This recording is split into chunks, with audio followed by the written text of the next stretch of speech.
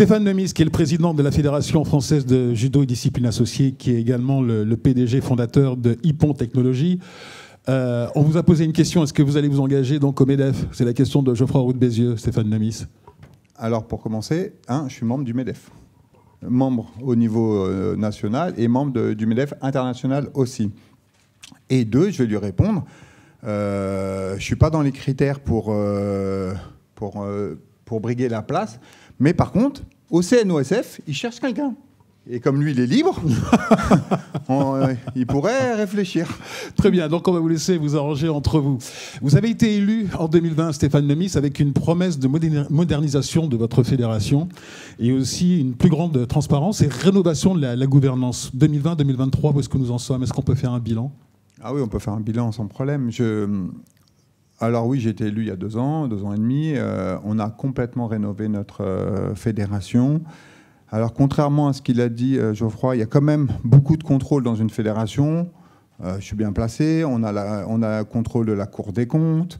On a contrôle de l'inspection générale du ministère, de l'AFA.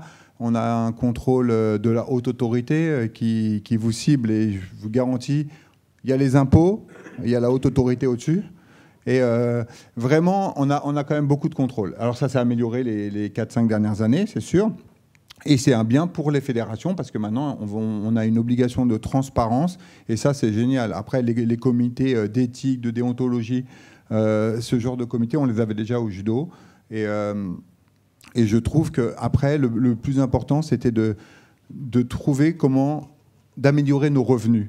Aujourd'hui, nous, la fédération de judo, c'est 530 000 licenciés. Moi, quand je l'ai pris, il y avait 350 000 licenciés. Aujourd'hui, c'est 530 000 licenciés. Ça, on a augmenté les revenus. Les revenus des licenciés, ça représentait 75% des revenus. Mais si tu gardes comme ça, on est tous chefs d'entreprise ici, si tu n'as qu'un seul produit à vendre, le jour où tu ne vends plus ton produit, tu es mort. Donc mon objectif, c'était de diversifier mes revenus. Et aujourd'hui, j'ai réussi à diversifier mes revenus. Le meilleur résultat de la fédération, elle avait un budget de 28 millions. Et aujourd'hui, on a des budgets à 40 millions. On a un budget de la fédération à 40 millions. On a diversifié nos revenus. Comment vous avez fait pour diversifier? C'est quoi le truc alors? Eh ben, comme moi, je gère la fédération en tant que bénévole, comme je gère mon entreprise, quoi. Je vais chercher des marchés. Alors, de manière chirurgicale, justement, on va observer ça puisqu'on a la chance de vous avoir.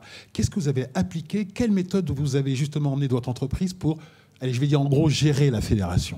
Le commercial. Par exemple, le commercial, dans une fédération, il n'y a pas de commerciaux. Donc là, on a des commerciaux dédiés à aller chercher des revenus. Ça, c'est hyper important. Ça ne se faisait pas avant? Non. Et créer des business lines. Où c'est, voilà, on a la formation. La formation, on ne gagnait pas d'argent avec la formation. Là, on gagne beaucoup d'argent avec la formation. C'est-à-dire? Eh ben, on forme tous nos professeurs, tous nos dirigeants, tous nos élus. Alors, la formation, c'est le métier du judo, parce que quand tu fais du judo, tu formes des élèves au judo. Donc, on avait beaucoup de formateurs. Et donc, eh ben ça, on l'a appliqué au monde professionnel, quoi. On l'a professionnalisé. Mais on a d'autres business lines, comme à Paris, quand vous passez le périph', il y avait l'Institut du judo. Ça nous coûtait 800 000 € de coûts par an. Et aujourd'hui, ça me ramène 1 million. Différentiel de millions. C'est énorme. Tu vois, je ne vais pas rappeler la bataille avec votre prédécesseur quand même. Mais pourquoi ça ne se faisait pas avant? Parce que là, vous parlez de choses de bon sens quand même. Donc oui, pourquoi ça ne se faisait pas? Il n'était pas chef d'entreprise. Il n'avait pas cette idée. C'est un fonctionnaire, c'était un prof de sport. Vous allez vous fâcher avec tous les fonctionnaires, là? Non, mais c'est pas, culturellement, c'est pas dans son ADN d'aller chercher de l'argent. Tout le monde ne sait pas parler d'argent, et ce que je comprends. Mais par contre, tout le monde doit aller chercher la compétence ailleurs. Comme dans une équipe, quand tu veux marquer des buts, tu vas chercher la compétence, tu prends des buteurs. Et bien là, dans une fédération, tu dois prendre des buteurs. Et les buteurs, c'est les commerciaux. Quelles sont vos attentes pour Paris 2024 en tant que président de fédération? En tant que moi ou en tant que... Allez, les deux. Vous, déjà en tant que président, et ensuite la fédération. Okay. En tant que président, moi j'attends 10 médailles de la part de mes athlètes. Mais surtout, j'attends l'héritage. Les Jeux Olympiques, c'est important, mais pas tant que ça. Nous, ça ne nous ramène pas plus de licenciés, c'est pas ça.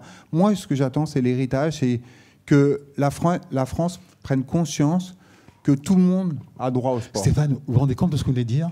Les Jeux, c'est important, mais pas tant que ça. C'est lourd ce que vous dites là, c'est dur quand même. Ben non, mais la vie de tous les enfants, elle est plus importante que les Jeux Olympiques. Et c'est l'héritage qui est important pour moi. Tu vois, l'héritage, ça a vraiment du sens. Qu'on fasse 40 médailles, 50 médailles, 100 médailles, ça changera 100 vies. Par contre, tu donnes l'accès au sport à tous les gamins de toutes les cités, de tous les sports, ça change la vie de tout le monde.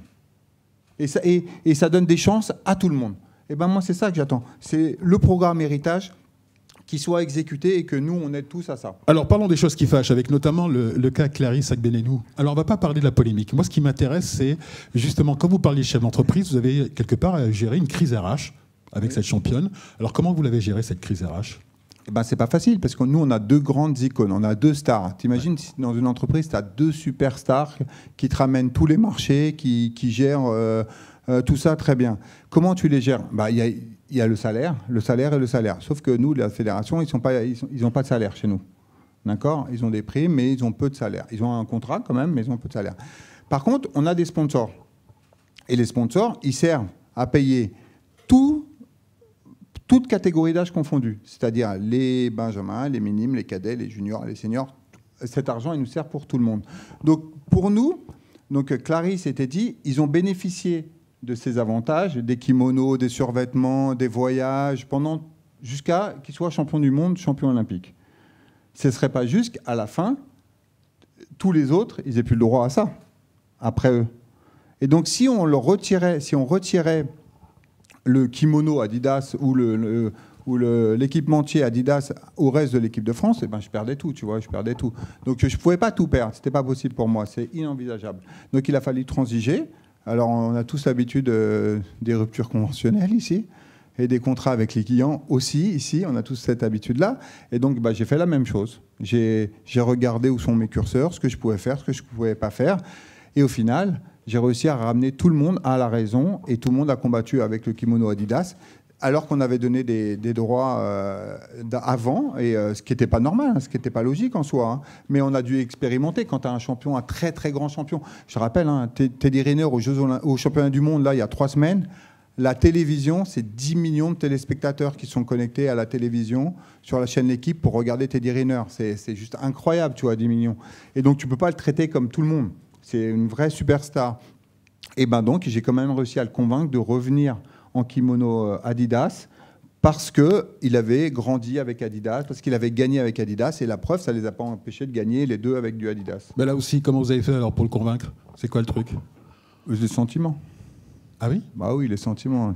Teddy, il est attaché aux sentiments quand même. Il est attaché à sa famille du judo. Voilà, et c'est quelqu'un qui comprend. Il a vu qu'on était en difficulté. Justement, les sentiments, comment ça se négocie ? Comment ça se passe ? C'est plusieurs rencontres. Hein. Il ne dit pas oui du premier coup. Oui. C'est plusieurs rencontres, mais après, il comprend que la fédération est en danger. Parce que la fédération, elle aurait été en danger si on perdait ce gros sponsor. Nous, on n'a pas énormément de sponsors. À l'époque, on avait Crédit Agricole et Adidas. Depuis, il y a Renault qui a signé. Mais on n'a pas beaucoup de sponsors. Alors, je ne vais pas dire un sport pauvre, parce qu'il y a encore plus pauvre que nous, mais on n'est pas les sports riches, quoi. Reprenons le cas de Clarisse. Dans un monde où les sportifs, justement les stars, ont une valeur personnelle qui est de plus en plus grande, est-ce que justement... Plus grande que la Fédé, d'ailleurs. Est-ce que votre fonctionnement, alors je me fais l'avocat du diable, n'est-il pas archaïque ? Parce que je comprends, moi, l'athlète qui dit « j'ai envie d'avoir un équipementier qui me soit propre », comme je suis dans un sport qui est peut-être moins doté, pour justement me protéger. Est-ce que ce fonctionnement, il n'est pas un peu archaïque ? Ouais, si tu le vois comme ça, mais Clarisse, c'est une médaille. Nous, on en a ramené 8 au jeu. Toi, si Clarisse, elle a le droit, les 6 autres, elles vont me dire quoi ? Elles vont me dire, nous, on veut la même chose. Et allez, fin de l'équipementier. Est-ce que tu verrais, toi, Mbappé, combattre en Nike alors que l'équipe de France est en Adidas ? Moi, j'ai aucun avis, je suis journaliste. Non, si, tu as quand même un avis en tant que personne. Non, je joue l'avocat du diable. Je cherche à comprendre justement pour éclairer. Voilà, tu vois, pour moi, ça n'a pas de sens. On joue tous dans la même équipe. Je sais pas, moi, si dans mon entreprise, j'ai un salarié qui venait avec le maillot du concurrent, je te garantis que je lui dirais quelque chose. Hein. Alors peut-être pas tout le monde, hein, mais moi, oui. À titre personnel, qu'est-ce qui vous rend heureux dans le judo ? Je suis un enfant du judo, moi. J'ai pas fait d'études, j'ai grandi dans le judo. J'ai eu la chance de faire une super reconversion. Ils m'ont payé 3 mois de formation et j'avais envie de rendre au judo ce qu'il m'a apporté. Et quand tu vois les gens réussir, quand tu vois les gens changer, tu sais, mon plus grand sujet, c'est l'héritage, c'est ce que je dis. on lance un programme de 1000 dojos dans les quartiers. 80% Dans le premier, tu es à Clichy-sous-Bois, je crois. Hein, oui, voilà. Ouais. 80% de nos athlètes de haut niveau, ils viennent des quartiers. Mais par contre, que 8% de la fédération vient des quartiers. Pour moi, ça encore une fois, pas de sens. On devrait avoir plus de dojos dans les quartiers parce que le droit au sport, il appartient à tout le monde. Et donc pour ça, on a créé un programme 1000 dojos avec l'aval du président de la République et on lance de plus en plus de dojos. Donc on a déjà 150 dojos en cours de construction.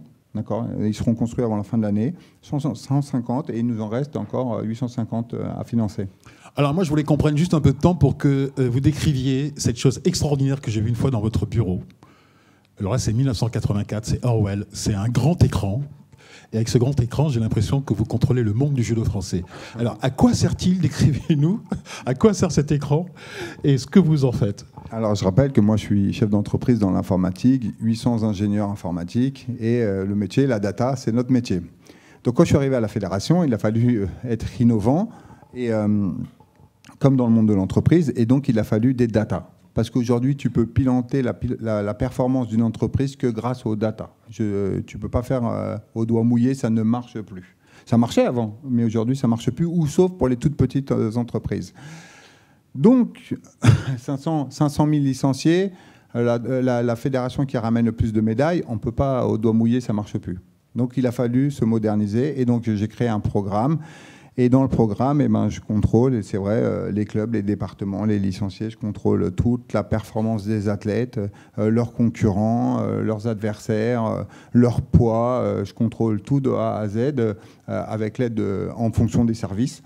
Mais par contre, ça nous a permis de s'apercevoir de la carence qu'on avait sur les cités. Parce qu'on est capable de piloter toutes les données de l'INSEE depuis l'ordinateur. On a mis des data scientists et donc comme ça on sait où il y a un dojo, où il y a des adhérents, où il n'y a pas d'adhérents, voilà. Où le rugby ils sont mieux devant nous, ou si c'est le foot, voilà. On a piloté tout ça. En tout cas, je vous encourage à vous rendre dans son bureau pour voir ce merveilleux outil, parce qu'effectivement, en temps réel, il a en temps réel, vous avez connaissance de la carte postale du judo français à l'instant T, et c'est vraiment, moi j'ai été bluffé par cet écran qui mesure combien ? Grand, il ne veut pas le dire. Il est trop modeste pour cela.